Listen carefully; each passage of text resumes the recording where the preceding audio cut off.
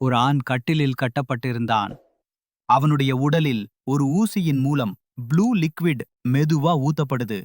அடுத்த சில நிமிஷங்களிலேயே அவன் வலியால் கத்திக்கொண்டே உடம்பு மாற ஆரம்பிச்சு. முதல்ல சதையெல்லாம் வடியும் மாதிரி எலும்புகளாக மாறுறான். பிறகு அதுவும் வெளிப்படையா பக்கத்துல இருந்தவங்க கண் முன்னாடியே அவன் ஒரு தெளிவான மனிதன் ஆயிடுறான். ஆனா அந்த சக்தி அவனால தாங்க முடியாம போயிருச்சு. கியாங்கன்னா நேரடியாக மயக்கமா விழுந்து போறா.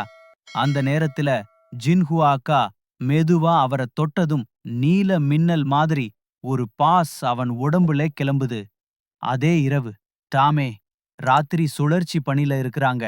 தெளிவான ஆளா மாறிய கியாங்கன்னா சுத்துறார், நடக்கிறார்.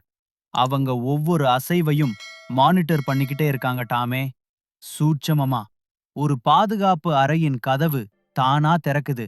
அப்புறம் யாருமே இல்லன்னு நினைச்சிட்டு இருக்கும்போது ஒரு தெரியாத கை டாமேயின் முடிய மெதுவா தொட்டு கீழ கீழ போகுது. அவங்க உடை மெதுவா திறக்கப்பட ஆரம்பிக்குது. டாமே அத கவனிச்சிட்டு திடீர்னு விழிக்கிறாங்க. தெரிஞ்சுக்க வேண்டிய சூட்சமமான சந்தேகம், இது கியாங்கண்ணா பண்ணதா? அவங்க உடனே அவருக்கு கால் பண்றாங்க. ஆனா பதில் கிடைக்கல. மானிட்டர பார்த்தா கியாங் கட்டில்ல இல்ல. அவங்க அவர தேட போறாங்க. ஆனா அதே நேரத்துல கியாங் திரும்பி வந்துடுறார். மறுநாள் காலையில டாமே நடந்ததா அவங்க சொல்லுறாங்க.